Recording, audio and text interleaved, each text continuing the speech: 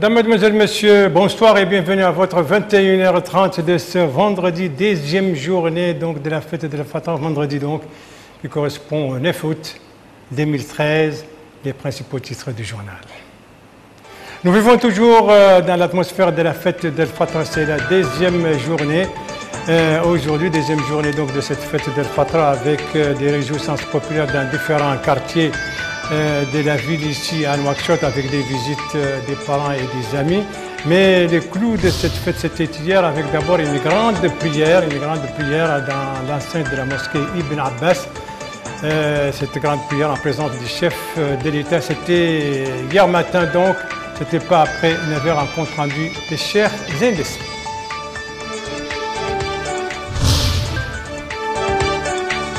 Ça c'est les titres toujours, donc ici c'est le Mali. Le Mali avec le deuxième tour de la présidence, c'est donc dimanche prochain, avec deux candidats en lice et ce sont les dernières heures de la campagne électorale. Alors je me suis un peu gouré dans les titres et dans les développements, alors on va développer les titres de ce journal avec la fête de Fatra dont nous vivons toujours l'atmosphère aujourd'hui à travers la ville de Nouakchott ici en tout cas. Vous avez constaté qu'il y a des réjouissances populaires un peu partout, il y a des visites des familles, des amis, etc.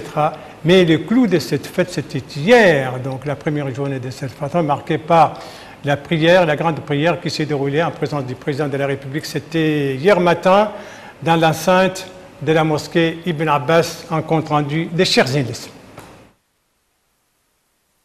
À son arrivée à la mosquée Ibn Abbas pour accomplir la prière de Eid al-Fitr, le président de la République, M. Mohamed Abdelaziz, a été accueilli par l'imam de la grande mosquée de Nouakchott, le ministre des Affaires islamiques et de l'enseignement originel, le wali et le président de la communauté urbaine de Nouakchott. La prière s'est déroulée en présence du président de l'Assemblée nationale, M. Massoud El-Belkhair, de certains membres du gouvernement, de hautes personnalités de l'État, des officiers supérieurs des forces armées et de sécurité, des membres du corps diplomatique islamique accrédité à Nouakchott et d'un grand nombre de fidèles. La prière a été dirigée par l'imam Ahmedou El-Mrabit El-Habib Rahman, qui a insisté dans sa khutbah sur l'importance de la zakat del-Fitr, ses règles, sa quantité, des produits alimentaires requis et de leurs bénéficiaires. L'imam a souligné que la zakat doit être remise aux ayants droit avant la sortie pour la prière. Cette zakat, a-t-il dit, constitue un complément aux jeûnes. L'imam a ensuite appelé à l'union et à la solidarité des musulmans, mettant en relief la situation actuelle de la nation musulmane, qui est marquée, a-t-il dit, par la dispersion des rangs, aidant tant cela aux ennemis de l'islam de faire ce qu'ils veulent. Il a précisé qu'une telle situation ne peut changer que si les musulmans appliquent la charia islamique, ordonnent le bien et s'éloignent du mal. L'imam a par ailleurs loué les importantes réalisations accomplies par le président de la République, M. Mohamed Abdelaziz. Il a ensuite appelé à la création d'un organisme chargé d'ordonner le bien et de s'éloigner du mal avant de mettre en garde contre la haine, appelant les musulmans à se considérer comme frères et à rester attachés aux enseignements de la charia. À la fin de la prière, le président de la République a été salué à son départ par le ministre des Affaires islamiques et de l'enseignement originel, l'imam de la grande mosquée de Nouakchott, le wali de Nouakchott, le président de sa communauté urbaine, le hakem et le maire du Ksar. Voilà, et après cette grande prière, donc dans l'enceinte de la mosquée Ibn Abbas, eh bien, le chef de l'État s'est rendu dans 3 centres hospitaliers de Nouakchott. L'objectif, c'est justement de partager avec les malades qui sont internés là-bas, partager la joie de la fête, mais aussi de s'informer sur leur situation, la situation de ces malades dans ces centres et surtout sur le déroulement du travail là-bas. L'occasion pour M. le Président de la République, M. Mohamed Abdelaziz, d'appeler les responsables et les travailleurs dans ces centres de redoubler d'efforts pour un meilleur service au profit des citoyens, compte rendu sur ces visites avec Abdelrahman Hamdan. Après avoir s'acquitté de la prière d'Eid al-Fitr al-Mubarak, le président de la République, M. Mohamed Abdelaziz, a décidé d'entamer une visite de solidarité et de sympathie aux malades hospitalisés dans des centres hospitaliers de la capitale. C'est ainsi qu'il s'est rendu d'abord au Centre national d'oncologie. Ici, M. Mohamed Abdelaziz s'est informé sur la situation des malades, leur état sanitaire et les traitements dont ils bénéficient. Il a, pour la circonstance, exhorté l'équipe médicale à entourer les malades de l'affection, à leur accorder l'intérêt qu'il faut et à suivre les traitements de manière sérieuse. Le président de la République a ensuite visité les différents services du centre et son extension en cours de réalisation et a pris connaissance du rôle joué par l'unité de traitement par laser et des moyens modernes utilisés pour traiter les malades. Cette unité met fin aux souffrances auxquelles étaient confrontés les malades qui se voyaient obligés avant de se rendre à l'étranger, occasionnant ainsi des frais insupportables pour beaucoup d'entre eux. Ce centre, qui est le fruit d'une coopération entre la Mauritanie et l'Agence internationale de l'énergie atomique, a été créé en décembre 2008. Le président de la République, M. Mohamed Abdelaziz, devait par la suite visiter l'hôpital de l'Amitié dans la Muqata'a d'Arafat, où il s'est rendu dans les différents services de cette infrastructure sanitaire. Il s'est à cette occasion informé sur les équipements de cet hôpital avant d'écouter un exposé présenté sur le rôle de cet établissement sanitaire, ses équipements, les prestations qu'il dispense pour assurer la couverture sanitaire des populations de la Muqata'a d'Arafat, qui compte parmi les Muqata'a de Nouakchott les plus peuplées. Le président de la République a aussi visité les salles d'hospitalisation où il s'est informé sur les problèmes auxquels font face les malades et les prestations qui leur sont dispensées. Il a, dans ce cas, donné des instructions pour garantir l'accès de tous les malades à des soins sanitaires de qualité et pour les entourer de l'attention nécessaire. L'hôpital de l'Amitié est entré en service le 28 novembre 2011. Il a une capacité de 88 lits. Il renferme toutes les spécialités médicales et dispose de tous les équipements modernes. Il est le fruit de la coopération existante entre la Mauritanie et la République populaire de Chine. La dernière étape de cette tournée a été l'hôpital de Cheikh Zayed. Ici, le président de la République a visité les différents services de cette infrastructure sanitaire et reçu des explications sur son rôle, les équipements dont il dispose et la nature des prestations qu'elle dispense aux populations. Il a visité les services des urgences, des hospitalisations, de la maternité, de la cardiologie et de la radiologie. Dans tous ces services, le président de la République a exhorté les personnels de l'hôpital à faire preuve de discipline, d'assiduité et de sérieux dans le travail et à accorder un intérêt particulier aux malades. L'hôpital Cheikh Zayed, qui est le fruit de la coopération existante, la Mauritanie et l'État des Émirats arabes unis, a une capacité de près de 300 lits et dispense de nombreux équipements acquis durant ces dernières années et qui lui ont permis de jouer un rôle important dans la solution des problèmes de la santé publique dans les pays. Donc pour ces visites et d'informations effectuées hier par le président de la République dans 3 centres hospitaliers de Nouakchott, c'était à l'occasion de la fête d'El-Fitr, c'était juste après la prière. Autre moment fort de cette fête d'El-Fitr, eh bien c'est les discours à la nation du président de la République, discours dans lesquels le chef de l'État a appelé à puiser dans l'école ramadanesque, l'école du Ramadan donc, pour cultiver l'esprit de tolérance, de l'amour et du sacrifice dans l'accomplissement de nos devoirs nationaux. On retrouve chers invités.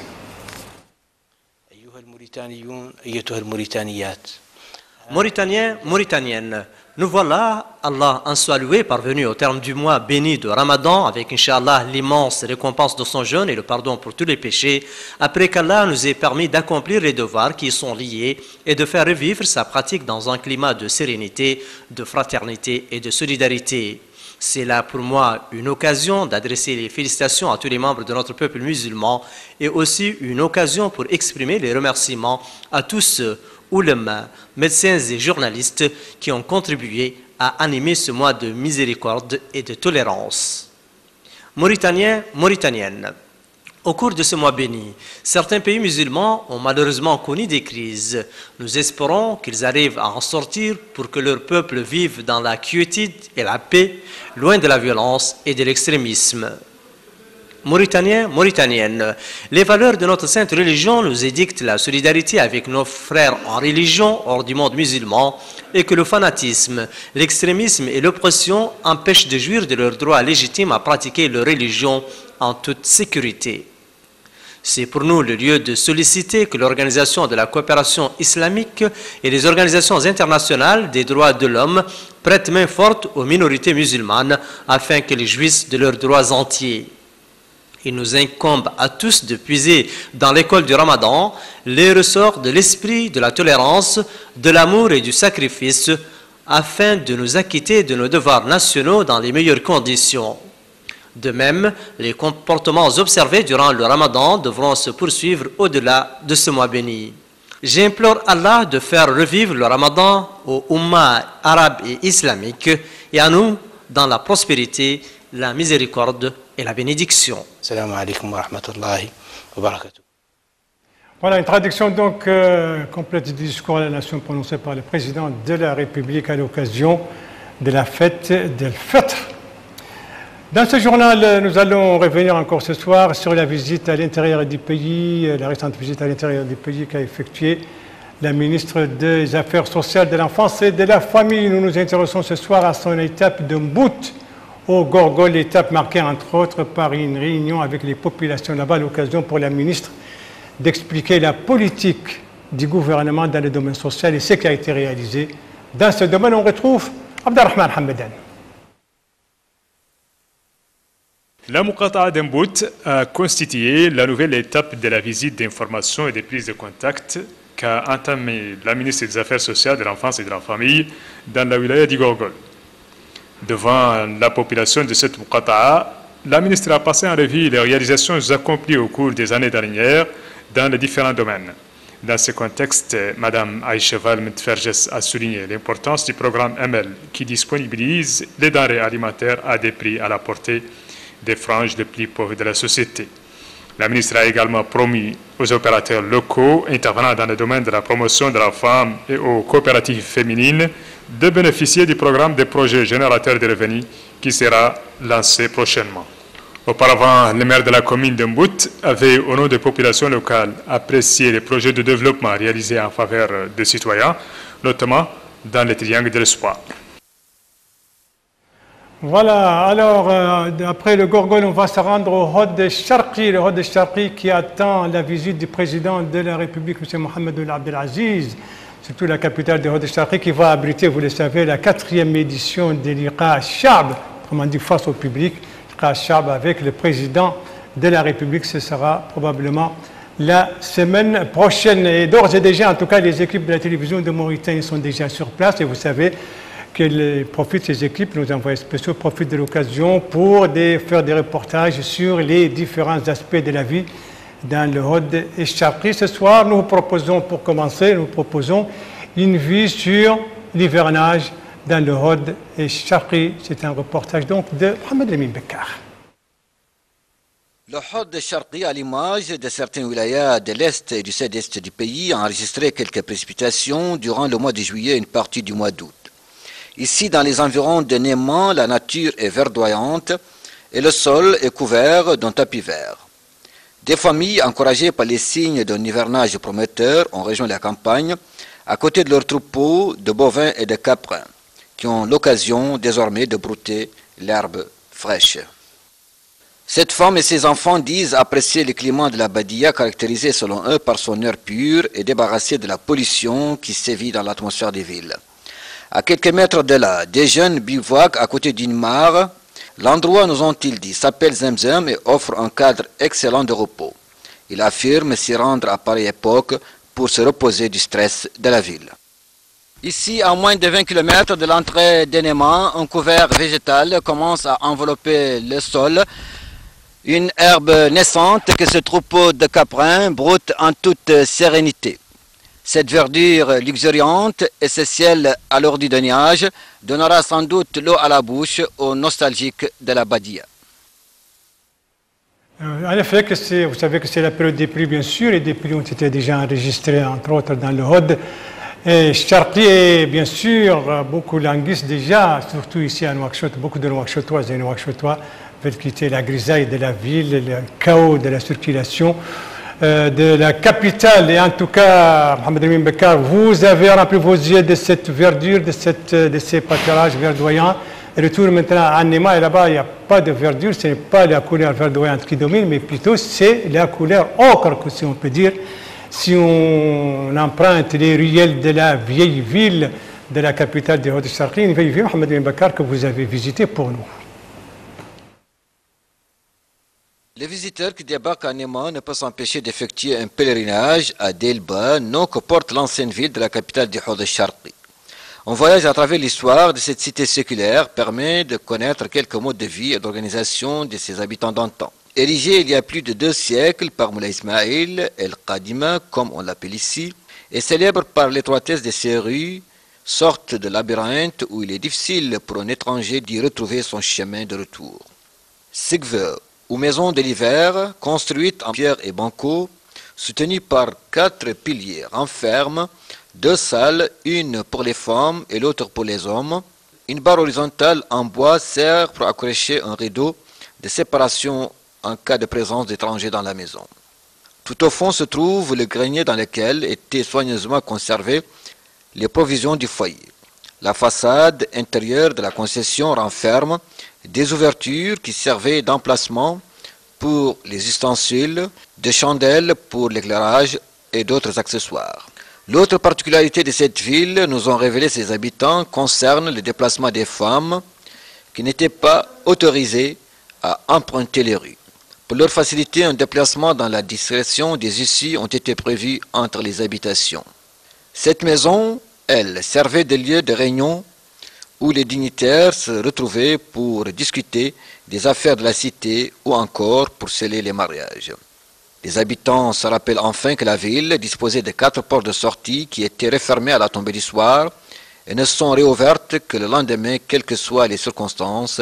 Sécurité à l'époque oblige.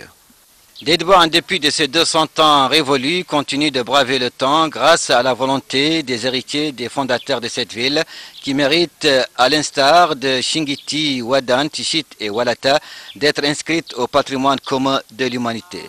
Mohamed Emil Bakar, quartier Moulay Ismail, Nema.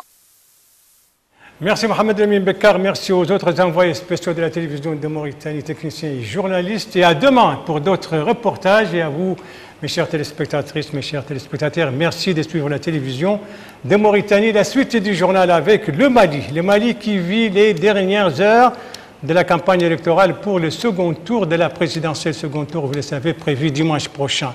Une campagne express qui a duré 2 jours et qui doit s'achever ce soir à minuit, donc dans moins de 2 heures. 2 candidats sont en lice, Ibrahim Boubacar Keïta et Soumaïla Cissé. Les dernières heures et les derniers meetings des candidats pour rassembler leurs partisans et tenter de convaincre les derniers indécis. Des précisions avec Melika Nakli. À 2 jours du second tour des présidentielles au Mali, la bataille des ralliements fait rage, mais d'ores et déjà, Ibrahim Boubacar Keïta revendique la victoire. IBK affirme bénéficier du soutien du plus grand nombre des candidats éliminés au premier tour, 22 sur 25. Parmi eux, Omar Mariko, 2,55% des voix. Ce soutien d'IBK est un grand allié des putschistes maliens et de leur chef, le capitaine Sanogo. Nous pensons simplement que c'est un combat anti-FDR que nous continuons. Merci. Nous continuons ce combat anti-FDR. Rebaptisé par certains Front anti-IBK, le Front uni pour la sauvegarde de la démocratie et la République regroupe les partis politiquement viscéralement opposés aux auteurs du putsch du 22 mars 2012. Peu après la proclamation des résultats du premier tour, il s'est quelque peu fissuré. Draman Dembélé, arrivé en 3e position avec 9,71% des suffrages, se rallie à Ibrahim Boubacar Keïta. Son parti Adema appelle à voter Soumaïla Cissé. Je voudrais sincèrement m'adresser à l'ensemble des militantes et des militants pour leur demander d'honorer notre engagement. Autre aliment de poids à la candidature de Soumaïla Cissé, celui de Modibo Sidibé. Cet ancien Premier ministre malien a obtenu 4,97% des voix. Il s'est classé 4e. Je sais pouvoir compter sur les partis politiques engagés à mes côtés et sur les centaines d'organisations, ainsi que sur les dizaines de milliers de militants qui ont porté avec moi l'espoir d'un renouvellement en profondeur de nos méthodes de gouvernance. Les Maliens ont fêté hier la fin du Ramadan et souhaitent que leur pays retrouve une paix durable après le scrutin de dimanche. La campagne pour le second tour de la présidentielle au Mali a quelque peu été terne. Pas de grand meeting et s'achève ce vendredi soir. Voilà, donc ça s'achève ce soir, cette campagne s'achève ce soir à minuit. Un peu plus de 2 heures encore, il reste pour les candidats et pour les grands rassemblements qui s'étaient fixés aujourd'hui à Bamako, la capitale. Dans l'actualité internationale, en cette deuxième journée de la fête d'Al-Fitr, israéliens et palestiniens doivent se retrouver mercredi prochain, d'abord à Jérusalem, ensuite à Jéricho, en Cisjordanie, et c'est là pour un nouveau round de discours. En tout cas, c'est ce qu'on a annoncé, c'est une annonce qui a été faite par Washington, une annonce qui a coïncidé d'ailleurs, coïncidence ou pas, avec une autre faite par le gouvernement israélien qui a donné son feu vert pour la construction de nouvelles colonies en Cisjordanie. En Égypte, à présent, encore un vendredi de mobilisation des partisans de Mohamed Morsi, le président déchu. Ils étaient des milliers à manifester aujourd'hui au Caire, malgré la menace de l'armée de disperser par la force les sit-ins organisés depuis plusieurs semaines par les islamistes. Tout comme dans la capitale égyptienne, eh bien, d'autres manifestations se sont déroulées dans d'autres grandes villes du pays, notamment à Alexandrie dans le nord ou à Assyut dans le centre du pays. L'Égypte, le Proche-Orient, la Syrie, le bouclier anti-missiles ou encore la réduction des armes nucléaires, autant de sujets qui dominent actuellement la rencontre entre Américains et Russes à Washington, une réunion ministérielle au niveau des ministres des Affaires étrangères et de la Défense, une réunion destinée un peu à dégeler les relations entre Washington et Moscou qui connaissent actuellement un moment glacial. Voilà, ce journal est à présent terminé. Merci à vous, mesdames, mesdemoiselles, messieurs, de l'avoir suivi. Merci, bien entendu, aux équipes rédaction et techniques qui ont participé à sa conception. Je vous en rappelle les principaux titres que j'ai tout à l'heure un peu, donc pas donnés dans l'ordre. Voilà. Rappel donc des titres avec ces instructions données par le président de la République hier lors de la visite dans 3 centres hospitaliers à Nouakchott. Il a donné des instructions pour améliorer les services médicaux et c'est là au profit des citoyens. Il a visité 3 centres, donc le Centre national d'oncologie, Cheikh Zayed et de l'Amitié. Ici c'est au Hod de Charqi avec des reportages de nos envoyés spéciaux. Ici c'est la vieille ville de Nema. Et ici c'est une ville de l'hivernage là-bas dans le Hod de Charqi, qui va recevoir la semaine prochaine la visite du président de la République. Et ici, c'est le Mali à quelques heures de la fin de la campagne électorale. Ce sera à minuit pour la campagne électorale pour le 2e tour de la présidentielle dimanche prochain. 2 candidats en lice, Ibrahim Boubacar Keïta et Soumaïla Sissé. Il ne me reste plus qu'à vous souhaiter une très bonne fin de soirée, une très bonne fin de semaine. Et bien sûr, à vous donner rendez-vous demain aux mêmes heures, 19h, 21h30. Bonsoir.